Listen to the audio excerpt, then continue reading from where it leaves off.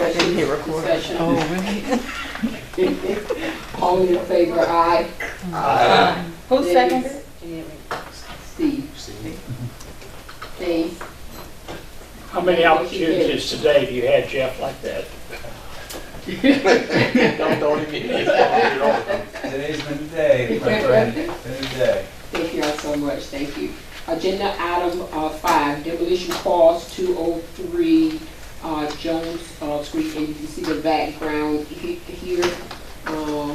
Jeff, you have anything to add? So contacted Public Works, contacted Corbett Demolition, who we've hired in the past to do demolitions on our HEMP properties and our 407 grant program, and also Four Seasons Demolition, who has did the Days Hotel demolition, but also has done some other demos local around here.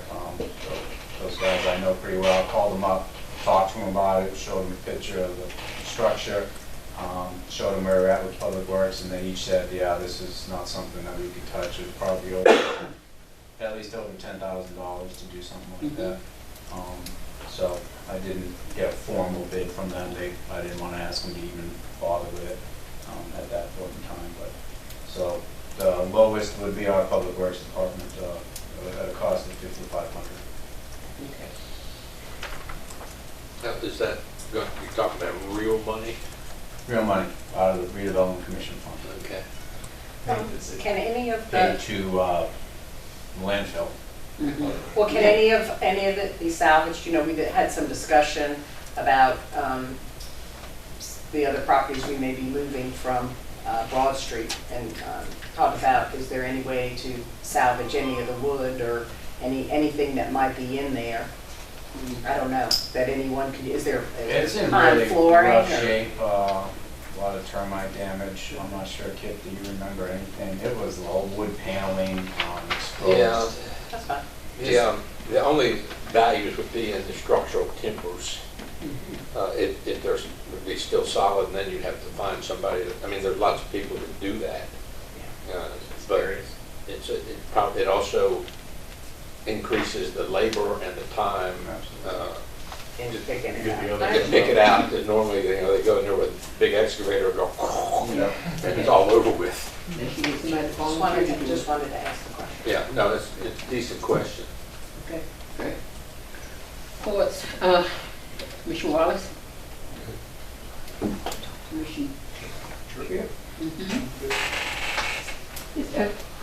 Just the property that we were discussing, maybe doing a photo documentation of it as it had historic value before it was demolished. Well, no, I mean, we can walk through it. There's no, it's not very photogenic. From the outside, I mean. From the outside, from the inside, Okay. it's not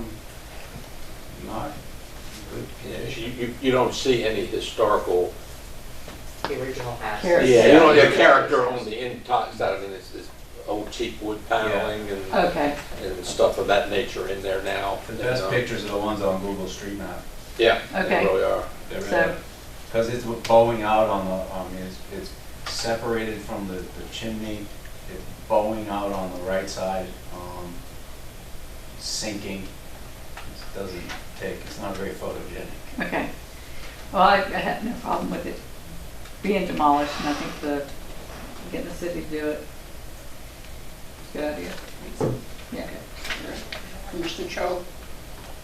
Oh, I know that we had a discussion just briefly when we met about, you know, when we're, of course, you understand the building is dilapidated and needs to be torn down, but is there any way to start recognizing, I know Sabrina had mentioned, Alderman Bengel had mentioned, you know, of course, documenting some of the history, but, you know, as we, you know, we might have to do more of this, right? It's part of our work, and how do we honor and recognize the history that was there? You know. If it looked like that, I would love papers. Yeah. So it doesn't even look that good anymore? No. It's overgrown. That picture was captured in August of 2012. So, Okay, so, There should just be some documentation in our records anyway. You know, just to say the house was here, you know, the condition of it was Yeah, I mean, terrible, I just think for community purposes. would that be something that the Historic Preservation Commission would have documents on, or if it's an 1878 or something, would you know, Beth? 1885? I don't know. Yeah. I believe our attorney, at one of the previous meetings, drew up, was able to raise up the family that owned it, and there's a pretty good record, I think. And I think if we should go save that forward, picture, the good one that looks at Yeah, nothing no, else. if, Just say that it seems to already. me that we ought to somehow put a plaque or recognize the past history of the people that live there. Because what we're trying to do is build community. And that is the foundation of the current community. And it, you know, just after we reconstruct something on that site, a plaque of some kind or a renaming of something to recognize the family name that was there. Okay. I was going to say, kind of addressing Mr. Young's point as well as Ms. Cho's, I kind of briefly planned a little bit of a sequel with Mr. Ruggieri after the last meeting, kind of also piggybacking off your idea that you mentioned as far as the potential for young teacher housing. The idea I kind of thought is throw 4 or 5 houses in there and just call that corner like Mosley Manor or something like that, as kind of a hat tip to the history that's there, just to kind of acknowledge a little bit something that plaque will. I think that'd be great. Some footstone, That's a maybe a good footstone idea. there or something that, you know, we can put to recognize it. I think that should- And you can kind of dovetail something that potentially wrangle up some money to get the Yes. rebuild paid for. Would you be able to, I had a question, would you be able to, would it be cost efficient to some of the houses that are torn down to rebuild them back in a similar style? Is that a thought, or that cost too much? Probably not, considering the size of this house. Yeah, that one probably. And the houses that, the product that will go on will probably be some kind of attached unit or really close together, so there'll be a smaller unit. Luckily, we have an architect on the commission who could Families, finagle something. families live so differently today. Right.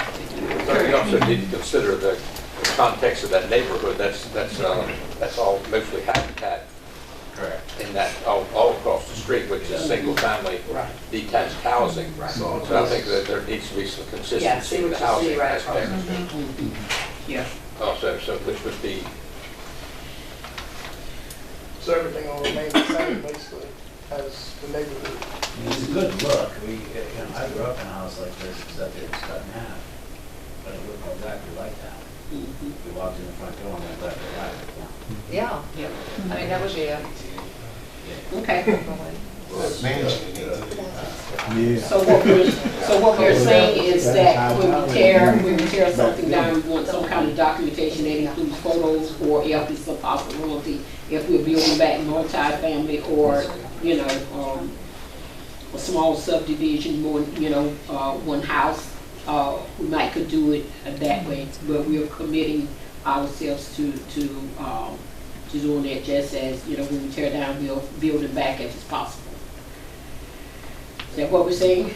Okay. not what I was thinking. Okay. Just, we don't, if we're tearing down, it doesn't do a whole lot of good to try to replicate what was there. Oh, no, that's not what I'm saying. Okay, Just that we would build back and No, not you leave will it build back, as no, an empty no, hole. not that, because, you know, zoning and ordinances and all that, it's just, you know. You're saying they will build back, not Yeah. necessarily that, but. Okay, Oh, no. that the area will be Yes. reestablished, Yes. recreated into housing, sure. Yes. And some physical representation Yes. of the name of the family or the neighborhood with some kind of plaque or. Especially if there's a source of Yeah, historical that's- significance. That only applies if there's historical significance. What was the date of these houses? 1883? And it was what, McCoy? What's the name? Mosley? It was Mosley, no relation. It's my understanding from my very limited knowledge about this property that, I think it was George Mosley, it might have been, was a successful real estate agent around the turn of the century.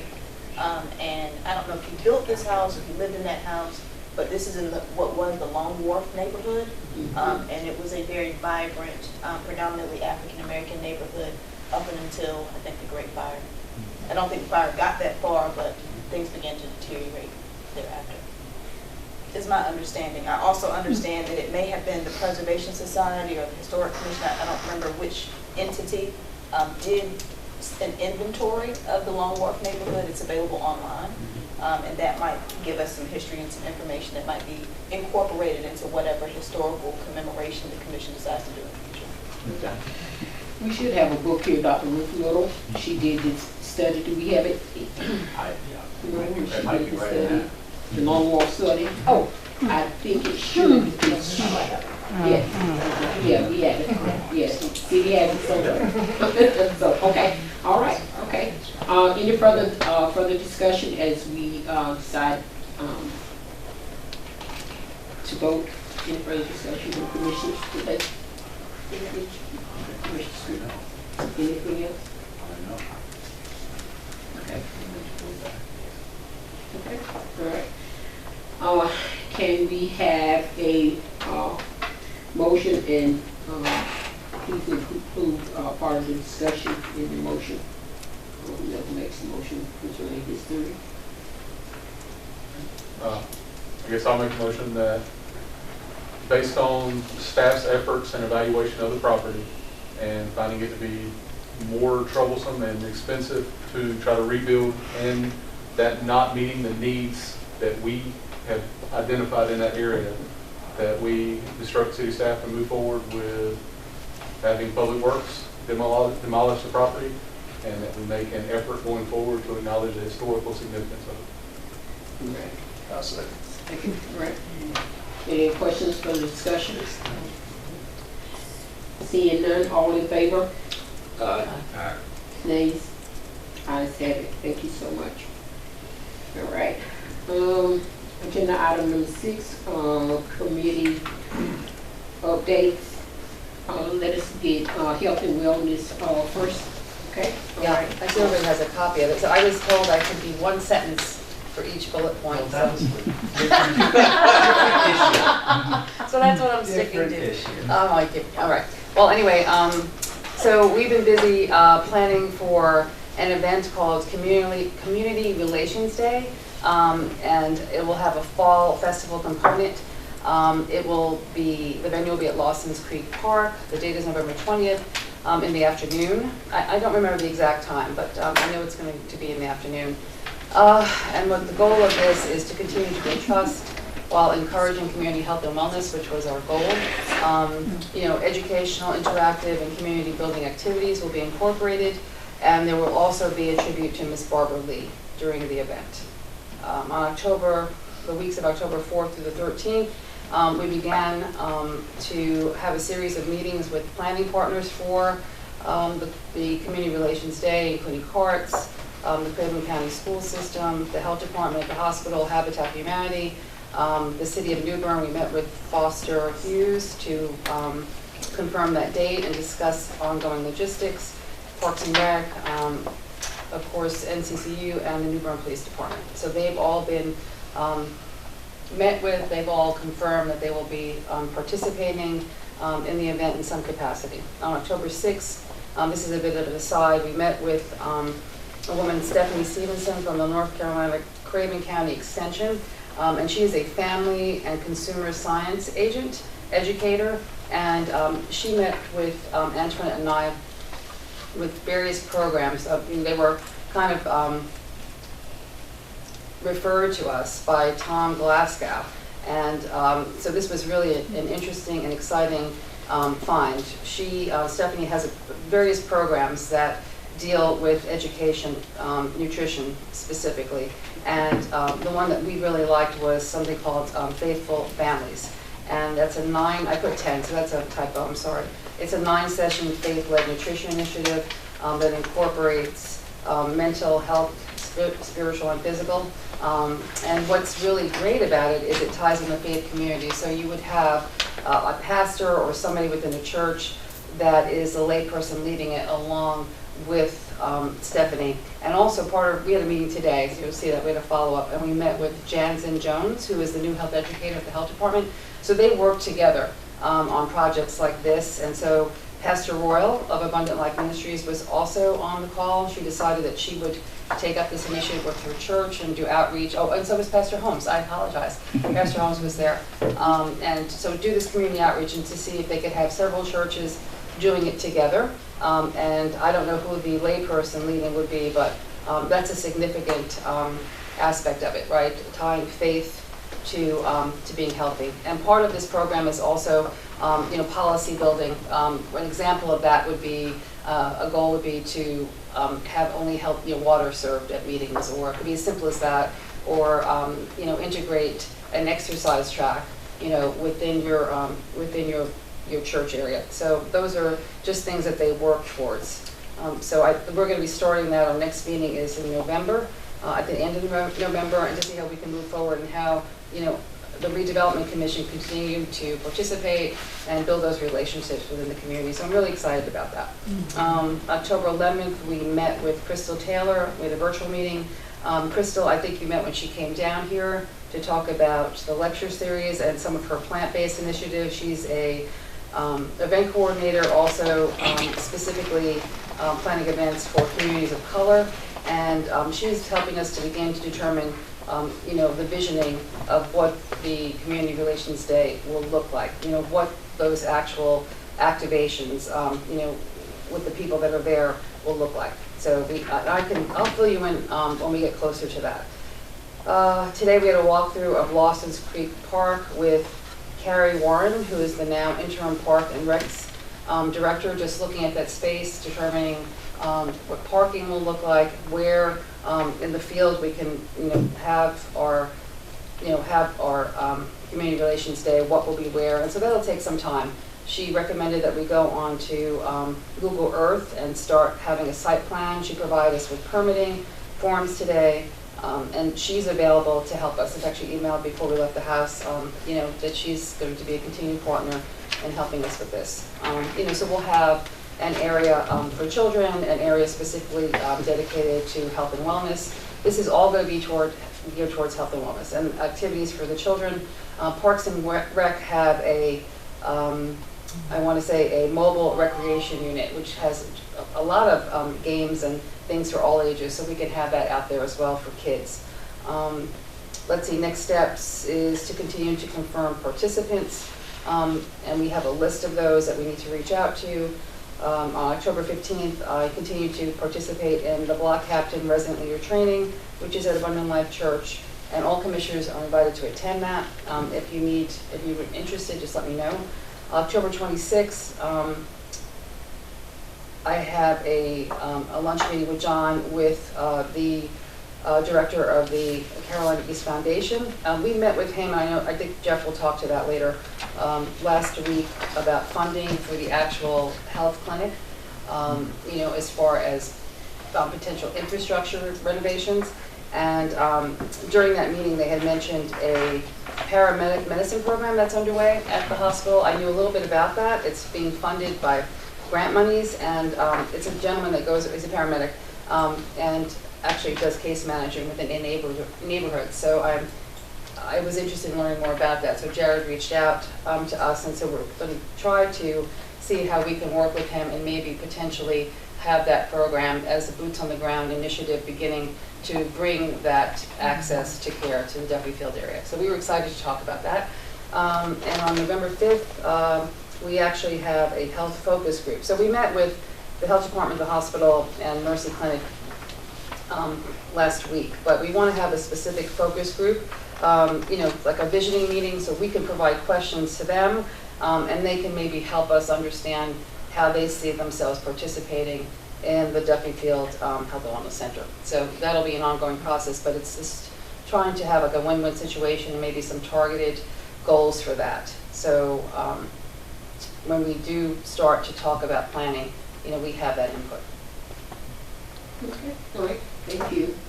Could I add just a footnote? We believe this strategy fits in with Dr. Caldwell's vision for what he's trying to do. we intend to be in conversation with him to get his input into this. Also, I think it's time for us to begin to think seriously about the center itself, the physical plant, and he has his hand on the pulse of a lot of funding agencies, and we would like to begin to follow up with him about how we can get some money to have the structure to put some of these programs into. So. Yeah, I mean, Any further? I just wanted to think, just some background on that. John and I were talking, and I know we talked with Jeff and Margaret Shields, but she's been part of our, our planning too, as far as funding for this event, and about grants for health equity are very popular right now, and there is a lot of money in that. So if we plan accordingly, she had said that those grants could also incorporate physical structure plus programming. As well. So I know Jeff had mentioned that Dr. Carwell is an asset. I mean, he knows a lot about, that type of funding, and maybe can point us in that direction. So we just want to try to have a conversation and see which direction we could possibly be successful. Okay. Commissioners, any questions for Commissioner Cho? Okay, all right, thank you so much. Thank you, John. Okay, neighborhood and housing, Jeff. I guess just to put a bow on what Maria was saying, when we met with the Hospital Foundation, we were asking if they would be interested in providing some funding, either one for some architectural type design work that we would be, required to go out for funding on for the renovations, or actual money for reservations. So we need a roof. Maybe windows, and those are the types of things they don't fund. So conversation then shifted to, what's that fellow's name? Steve? That was his name? The big guy, the community health worker. Oh, his name is Chris Henry, I think. Okay. Chris Henry. Everyone's name is Steve. Talk about the paramedic. Yeah. So the cool part about that was that was a program that this fellow wrote to the foundation and say, hey, this is what I want to do. I want to get out in the community. They took the top whatever amount of people that use the emergency room as their primary care. So one example that they gave us, that Jared gave us, was there was this person that went to the emergency room 99 times in a calendar year. And so he was targeting these folks to reach out to them and meet them at their level, at their space, and in their space, and get them healthy. And I believe he went from 99 to 3. Yeah. Is that what it was? 3 or 4. Yeah. It was significant. Okay. Yeah. And that's exactly the kind of program that we would look to run out of the McCarter House. That kind of community health worker gets in the community, identifies those people that are using the emergency room as their primary care physician, and get in and be proactive too on some of these other things. So I thought that was a neat conversation. Disheartening that they weren't interested in funding us, but again, we had more conversations about that community health worker and that program itself. So it was actually, one door was closed, but another one was open. So that was encouraging. He said during the meeting, he's so busy, we probably have money to get somebody else. And Jeff and I both like, Yes, that's so. Yeah, the sideways fence. Yeah. So 602 Gaston, I used to sign the contract with the movers on Tuesday. They are coordinating, or doing the final, they've already contacted the utility department here. There's a power pole that's going to be moved, not specifically because of the moving of the house, but simply because Charlie thinks it's probably in the wrong spot anyway, so they're coordinating moving that and freeing up space to get around that corner. They'll be emailing me when they when they start to mobilize on site to move the house, and I'll let you all know when that happens. So that's moving forward. As you know, all that funding has already been approved through HUD, so we're just on a reimbursable basis with HUD when we have any kind of costs associated with the move. Jamie and I talked to Dr. Caldwell quite a few times on nailing down that bullet point number 4 and taking that final step with essentially ownership of the documents, and taking that step into a kind of a development consultant world. We're waiting on language that he says exists in the contracts that he has. So I'm hoping to really get that finalized this week, by the end of the week on Friday. It's just been hard to mobilize schedules and have a real conversation. So fortunately, I don't have an update on that. As far as the Allen properties, Jane? So I've talked with Mr. Allen several times over the past week. He's very excited. I've heard back, well, I haven't heard back from Chicago Title yet, but there was an issue with a deed of trust on one of the properties. The issue was documentation didn't make it to the registry. It's not a problem for us to be concerned about, but it's one of the boxes that we have to check before we can assume ownership of the property, because we want to make sure it's unencumbered.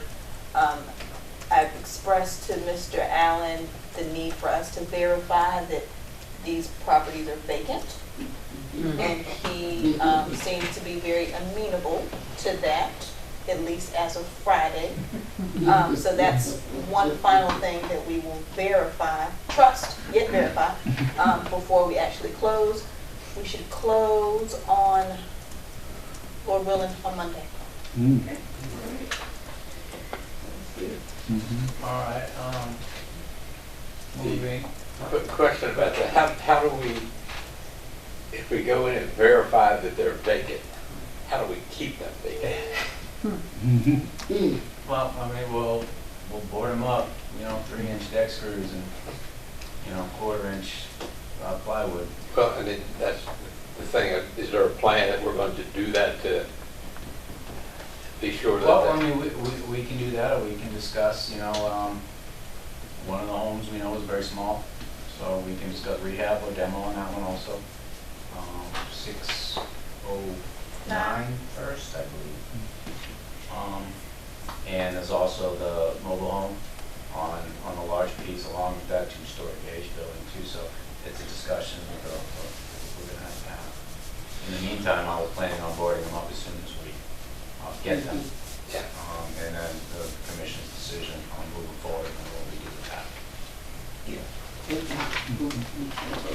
Maybe in the next week or so, next 2 weeks. Okay. Couple of comments about the neighborhood and housing in the neighborhood. You want to, I'll wait until you want to go through that. Can I ask a question about A Street? I know that shows up on the tax, that is redevelopment property now. Is that which part of A Street? Melty House. Melty House. So here's the issue with that corridor. When you look on GIS, you can see property lines. Houses don't necessarily abide by those lines. I understand that. In my consultation with Mr. Davis, it has been extremely difficult to untangle who actually owns what in that corridor. And until we get that untangled, it would be ill-advised to start tearing things down, because you don't want to tear something down that might belong to a citizen. But I understand, but they show that the lots, that lines that are there now belong to the Redevelopment Commission. Is that correct? I would have to look. I don't know. Well, I mean, it does. It is on Craven County GIS. Is that city, county, or is that redevelopment? Redevelopment Commission. And the parcel next to it is the city county where the house that burned down. Yeah.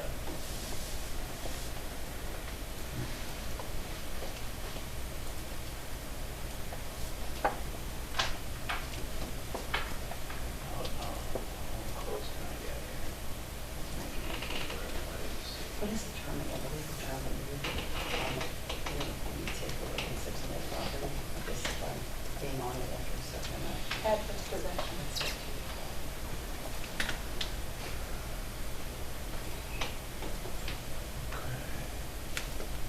So here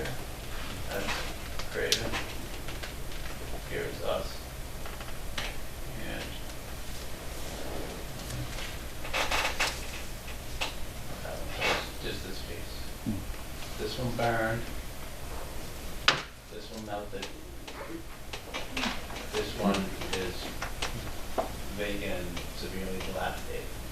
This one is burned 3 times now. Not much left. So we got those 2, yeah. Okay. And if we get this one, now these we own, or just to show what the idea here. So here's another joint. There's one.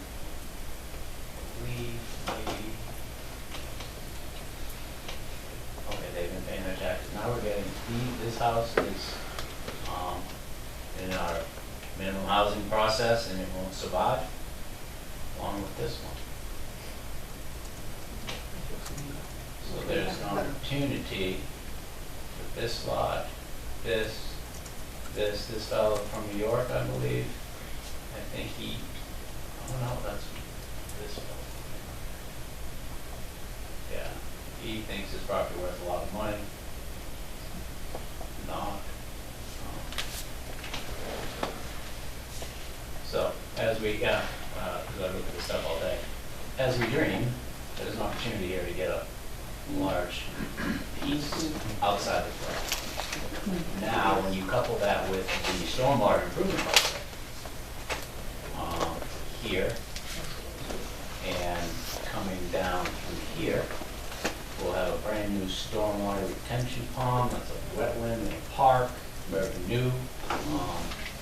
With some community amenities, you start to create a pretty desirable place to live. So, anyways, as we dream, this was a great house to go into. Is that the one that's that brick house you went into? That's the brick house I went into. I chopped a hole in the living room with an axe. And used it as the bathroom. Which is better than using the tub or the toilet. There. Anyways, okay. Okay. Neighborhood in your packets, you know, just the typical monthly update on doing the nuisance abatement properties, where we're at. Jeff, untangle some of the language. What is the PW to abate? Public Works. So we'll send a letter to the owner Okay. telling them you have 15 days to mow the lawn or clean up the junk. If the owner did it in that time frame, owner abated. If not, then we send a formal request to Public Works to have them do the work. That work then gets billed to the property owner in the form of their taxes. We usually don't see a lot of tax foreclosures based on nuisance abatement. But, drum roll please. Somewhere. Here. Where the heck did it go? Cars. There it is. And this is an old list now. So our goal was 25 cars this year, and until Pastor Holmes showed up, I had 2. And in a couple of weeks he's been here. What do you got? You got 20? 20. He's at 20 now. So that's 22 total. 3 more and we can take a breath. No. He's got a running number on his whiteboard, and at this point, you know, we're taking bets on over/unders. The number's 1,000. So if you want to bet there's over 1,000 cars, we'll take the money. So anyways, again, and Greg, how many letters have you sent to get this stuff done? Less than 7. 7 letters. So he's out in the community talking to people, letting them know what's going on, and really getting compliance, you know, just through interaction and talking people through the process, which is exactly what I was hoping for when he accepted the position. So all going well there. He's making a lot of friends in the community, and it's going well. Can we ask Pastor Holmes, what is the objections you hear when you get turned down to?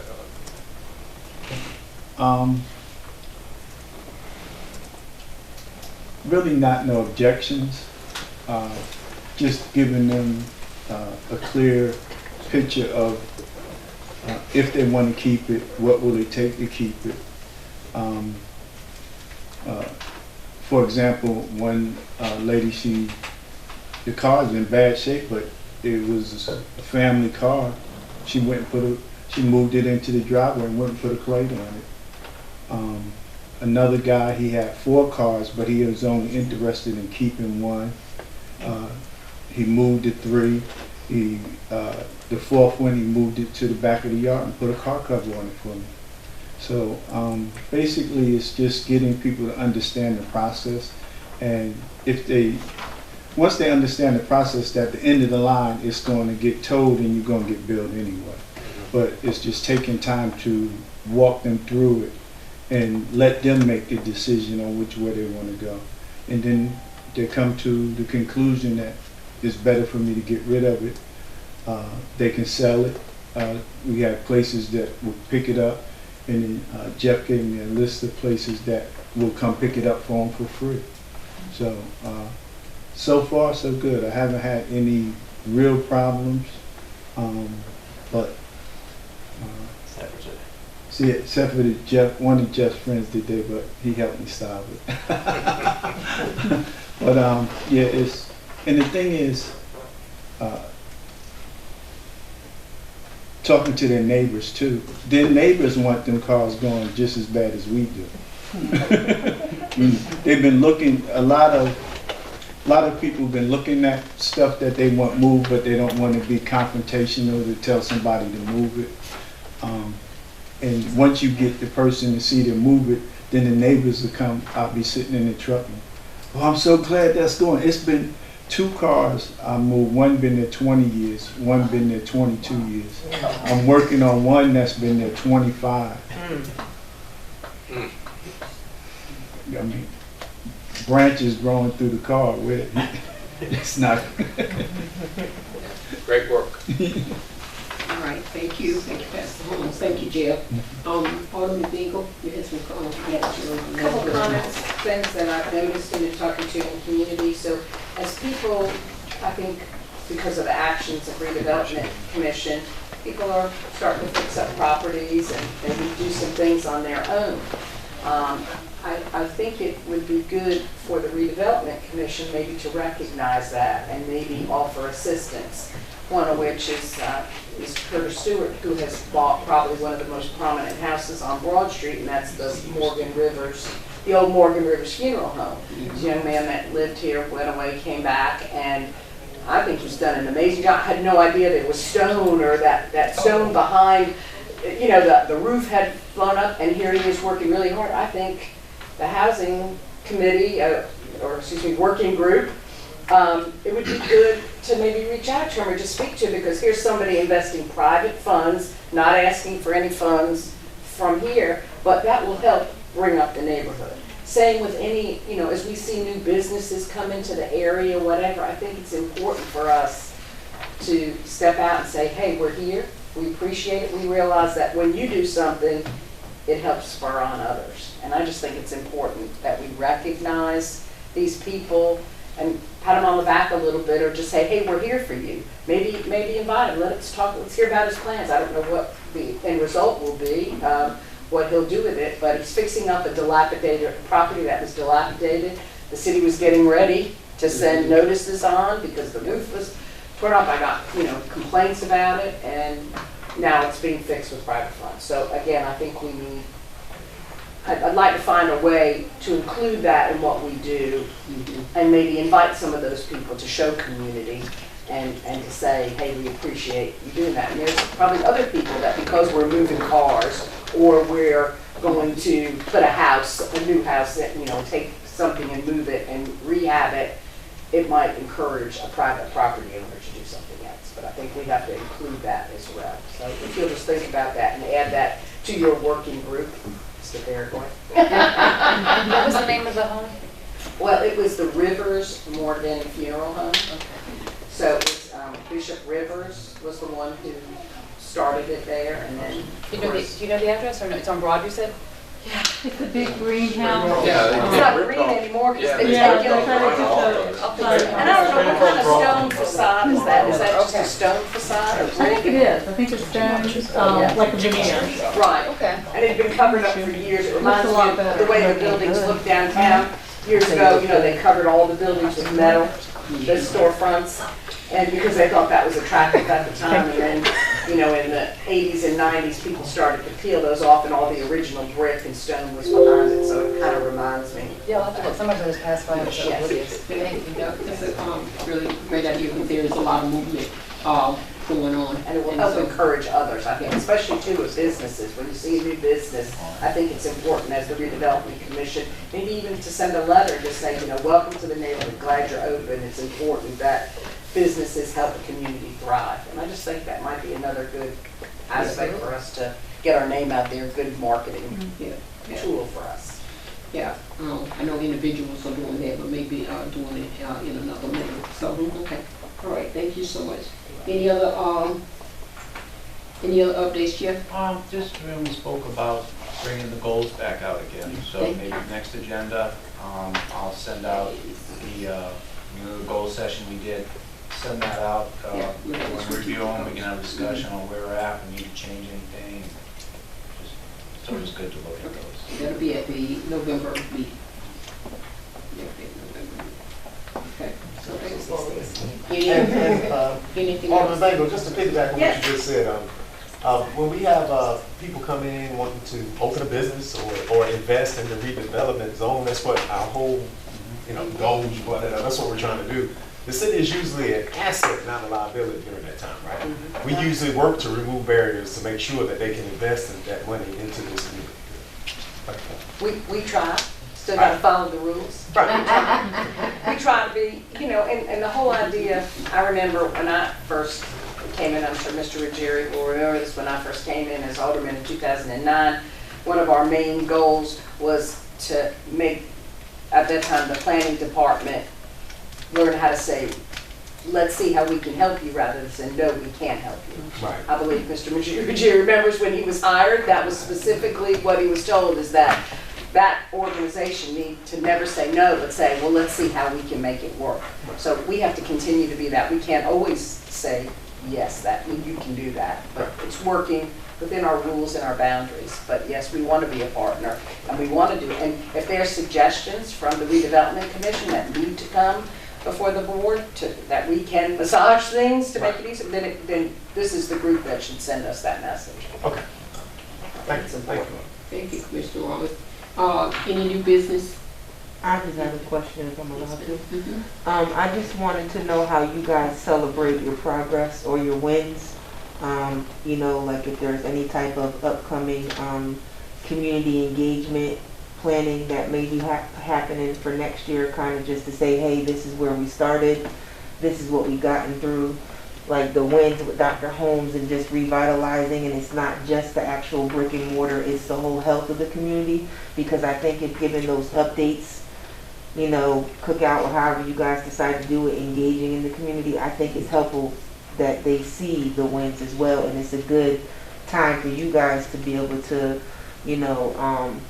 basically politic with the community again, just to show that what the Board of Alderman voted to and building this redevelopment, that you guys are actually doing some great work and people need to see it. And when they see the fruits of your labor, that's more people that are going to gravitate to want to support the initiatives of what the redevelopment is doing. So if you guys are planning, or if you haven't, I think it would be a great idea to celebrate your wins in any way that I can participate or donate funds. Please let me know, because I think it'd be a win for the redevelopment and a win for the community. Okay, all right. We'll just add that to next month. We'll talk about it next month. Doing strategic planning. We talked about adding that to the community relations day that Maria's group's planning. Yes, that is true. I forgot about it. That's perfect. I did talk to Ned about that. So that's definitely, I think that's a great idea.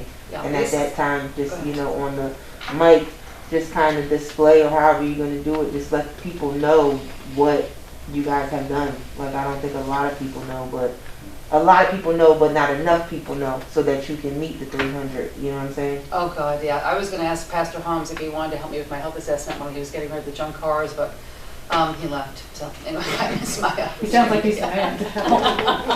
Anyway, and that is, that's getting closer. So I mean, you know, and again, that's what we're having. And we'll have this, Community Relations Day is more of a bigger formal event, but we'll have other smaller events, you know, during the year, so. Okay. But thank you, it's a great idea. But I kind of caught something Alderman Harris just said. It said whoever has the mic has to do the celebrating. Would that be you, Commissioner? I don't know, we haven't gotten that far. No. I would pay to see Commissioner Jordan. I would pay to see her do it. I would be all cameras waiting for that one. Well, I'm gonna call you up so you can come with me. You'll come up there with me. I'll stand with you, but you have to. All right, that's a He's deal. a hard time. Look, he's had the mic with Ellen. So That's like, come on now. Maybe you could use those connections. Yeah, exactly. Exactly, you feel me? But y'all, I will say that Jamisha definitely brings up a good point. Up at the state, we have shifted gears from content to SEL in regards to the human capital and education in North Carolina, because people are drowning. We've been in this pandemic 2 years now, and we're seeing light at the end of the tunnel, but it seems like every time we get close to it, the light moves further. So whatever we can do to show successes during this trying time, especially with the successes that we had. Kind of bleak when we started, wasn't it, Kim? We're looking like, this all the money we got? Kim was like, remember that? Remember that? But we've actually made some things happen, made progress, but the community needs to see that. I think for our own SEL in this room, we do need to partake in an endeavor like that. So I think that is a great idea.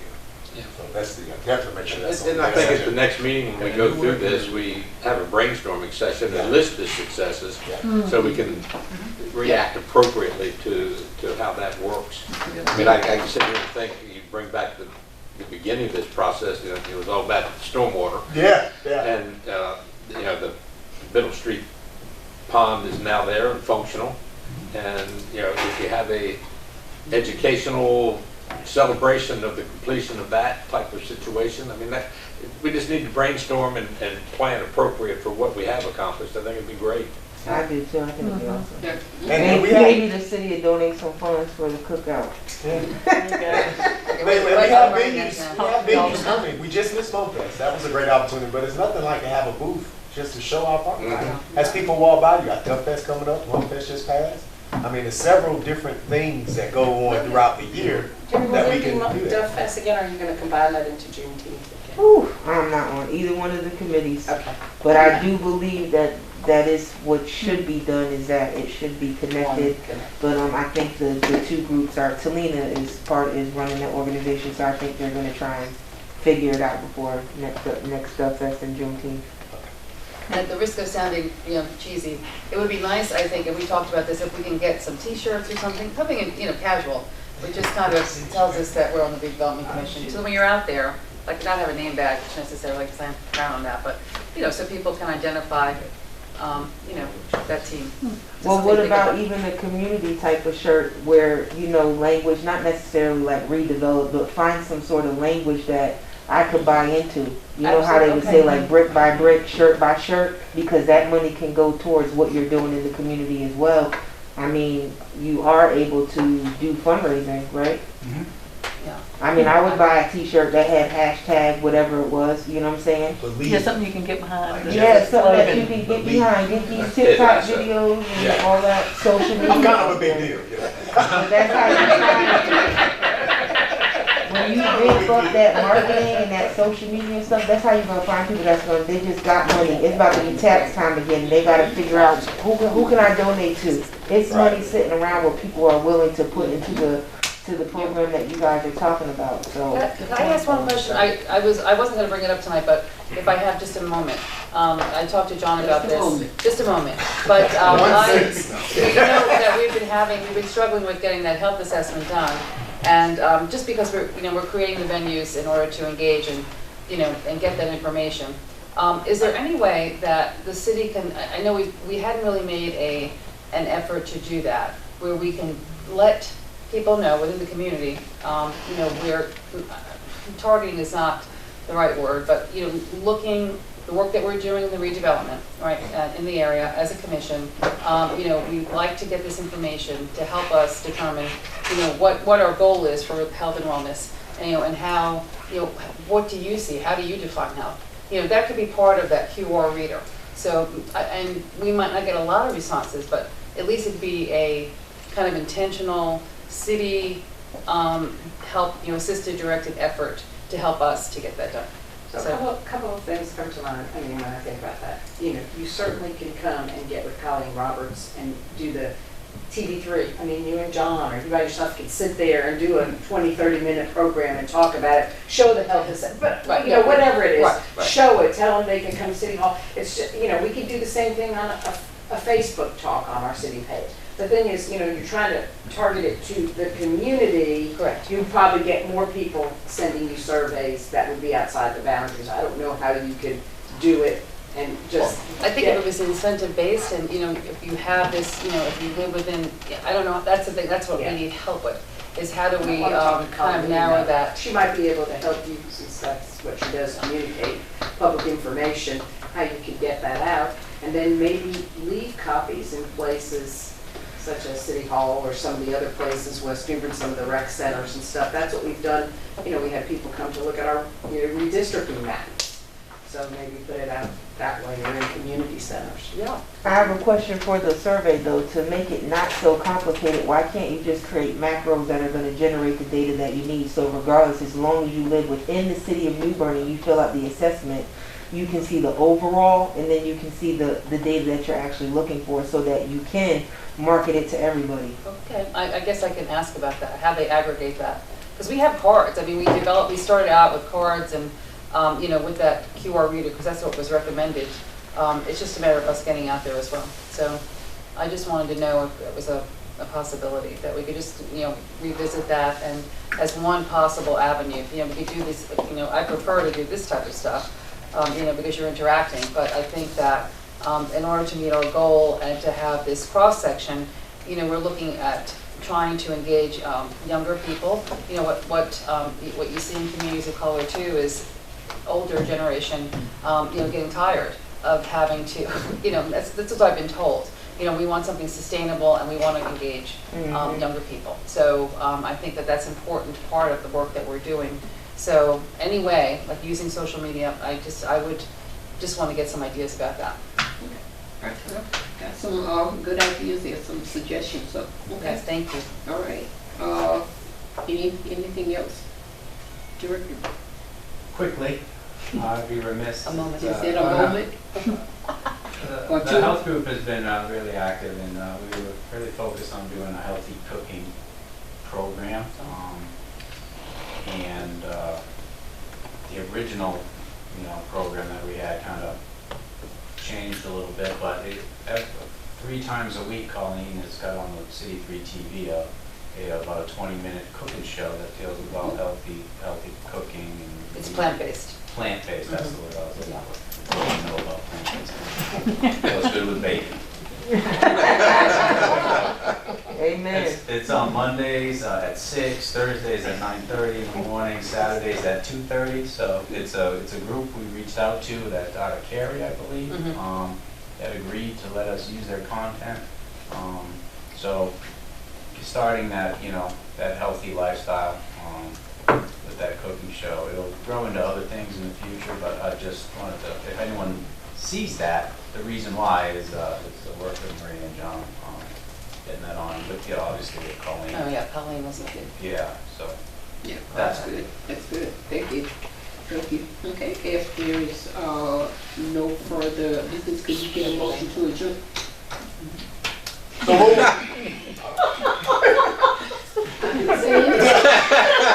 I'm simply just looking at you. This is very simple.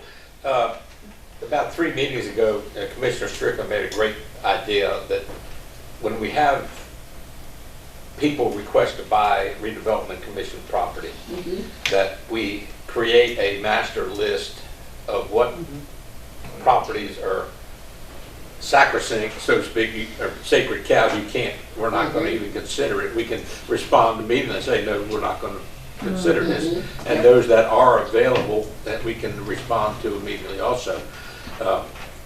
Alice and her wonderful mapping process has it all right here for us to look at. And I just like that the housing work group, maybe spend 2 minutes after we convene or recess, adjourn, whatever. We don't want to recess, so we meet again? Okay. To set a time for us to get together and go through that and create that list to follow up on his suggestion a couple meetings ago. And I did want to recognize Alice's maps that she creates for us to use. It's really super. Okay, all right, sounds good. Thank you, Alice. Okay,